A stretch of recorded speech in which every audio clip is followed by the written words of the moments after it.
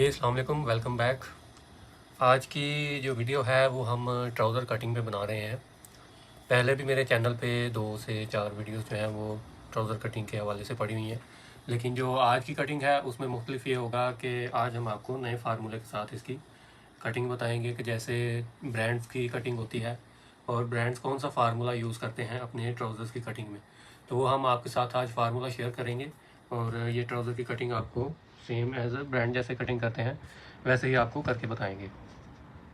तो सबसे पहले जब हम ट्राउज़र किसी की भी कटिंग करते हैं तो हम ये ओपन साइड जो है वो इस साइड पे लेते हैं कटिंग करते वक्त, लेकिन जो ब्रांड्स होते हैं वो अक्सर आपने देखा होगा कि उनकी साइड की सिलाई नहीं होती, वो स्ट्रेट ही होती है। तो हम ये भी एक फार्मूला है कि इसमें आपको आपकी बैक कैसे बड़ी आएगी या आपको फ्रंट को कैसे छोटा रखना है। जैसे हम सेपरेट कटिंग करते हैं, साइड की कटिंग से हमारा फ्रंट छोटा होता है, बैक बड़ी होती है, लेकिन अगर हमारी साइडें जब ये खुली नहीं होंगी, ये साइडें बंद होंगी, तो इससे हमें कैसे वो साइड को फ्रंट को छोटा कर सकते हैं, बैक को बड़ा कर सकते हैं, या जो हम 2 इंच बैक को ऊपर रखते हैं यहाँ से, वो हम कैसे कटिंग करेंगे। तो ये सारी डिटेल जो है आज की वो इस वीडियो में मैं आपको बताऊँगा कि सबसे पहले हमने यहाँ पे 2 इंच का एक निशान लेना है इस तरह। तो ये हमारा हमने निशान लिया है जो हम बैक थोड़ी बढ़ा के रखते हैं उसके लिए। और अगर मेरे पास अक्सर जो है वो कपड़े की जो लेंथ होती है वो आपकी ट्राउज़र की पूरी होती है, जो आपके पास कपड़ा होता है, लेकिन मेरे इस कपड़े में थोड़ी सी लेंथ इसकी कम है, इसलिए मैं बजाय इसके कि इसके नीचे जोड़ लगाने के मैं इसके ऊपर बेल्ट अलग से लगाऊंगा। तो ब्रांड्स भी जो है वो भी बेल्ट जो है वो सेपरेट ही यूज़ करते हैं। तो अब ये मैंने जब 2 इंच इसको एक्स्ट्रा रखा है, तो यहाँ पे मैं 1 इंच पे, यहाँ पे ये जो मैंने मार्क किया है इस पे, यहाँ पे 1 इंच पे अपना इंची टेप रख के तो यहाँ से अपने ट्राउज़र की मेजरमेंट लूँगा। ये जो हमने 2 इंच का मार्क किया है इसके ऊपर हमारा 1 इंच पे हमने इंची टेप रख के तो यहाँ से ट्राउज़र की लेंथ लेनी है हमारी जो 36.5 है, तो यहाँ पे 36.5 पे मार्क किया। और ये स्ट्रेट ट्राउज़र है तो ये ना टाइट होगा ना ही ज़्यादा खुला होगा, तो इसका पांचा है वो 10 इंच है, तो मैं इसको यहाँ पे 10 इंच पे निशान लगाऊंगा। और इसमें जो ये फार्मूला है इसमें जितना आपको पांचा चाहिए आपने सेम उतना ही पांचा यहाँ पे निशान लगाना है।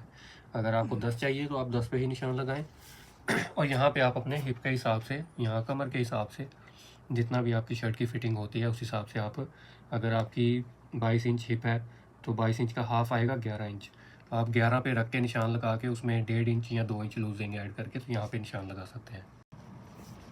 अब जो हमारा साइज़ है वो हमारा 11.5 इंच का है, तो मैं यहाँ पे 11.5 और आधी इंच जो है इस पर सिलाई का एक निशान यहाँ पे लूँगा, 11.5 और आधी इंच सिलाई का।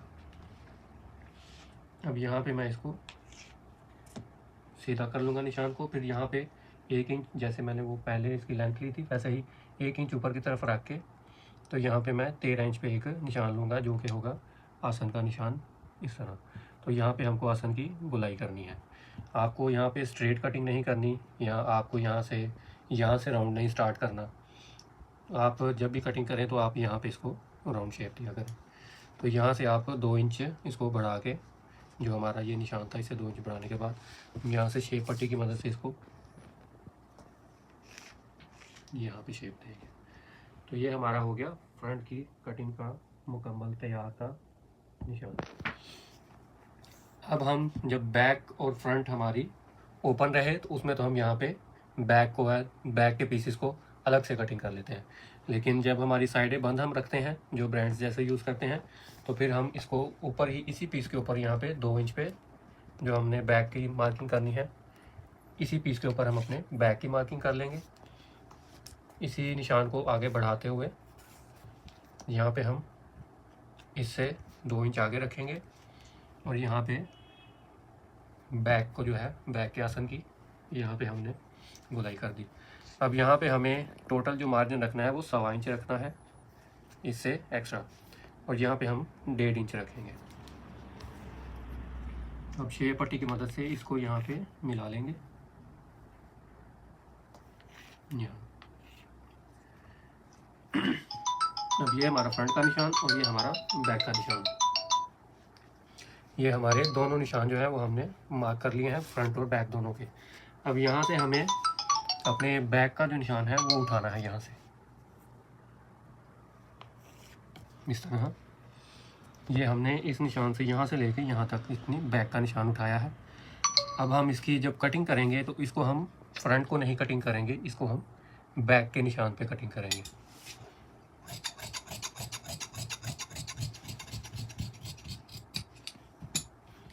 ये हमने बैक के निशान पे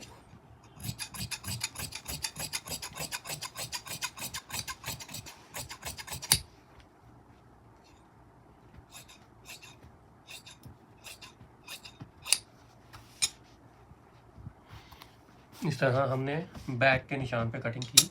और यहाँ पे भी हमें चारों पीस इसके जो हैं वो बैक की शेप में ही कटिंग करने हैं, इस तरह। तो अब हमें जो हमारा जो फार्मूला फ्रंट और बैक का है वो इस तरह होगा कि ये पीस हमने इस तरह खोल लेना है, इस तरह। और दूसरा पीस भी हम खोल के इसके ऊपर इस तरह रखेंगे। और फिर हम जो हमारा ये फ्रंट का निशान है इसको यहाँ से इस तरह कटिंग करेंगे।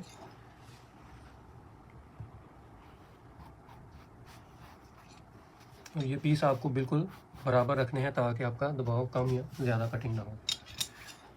तो यहाँ से हम फ्रंट की कटिंग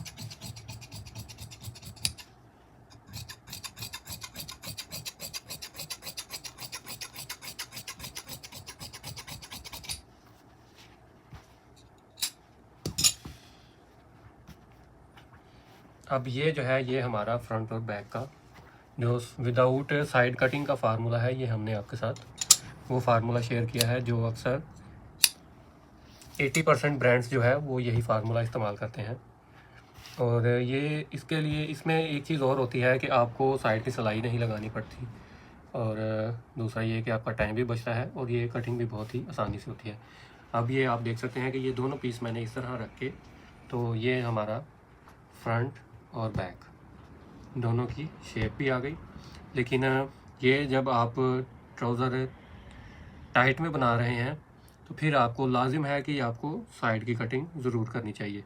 लेकिन अगर आप स्ट्रेट ट्राउज़र बना रहे हैं जिसमें 9 इंच या 8 इंच 9 इंच या 10 इंच पोंचा इस्तेमाल कर रहे हैं और ऊपर से हिप का साइज़ भी नॉर्मल है, तो फिर आप ये इस्तेमाल कर सकते हैं फार्मूला। इसमें आपके ट्राउज़र की शेप भी अच्छी बनेगी और ट्राउज़र की फॉल जो आती है वो भी बेहतरीन बनेगी। तो अब उम्मीद है कि आपको ये ट्राउज़र की जो है वो कटिंग पसंद आई होगी।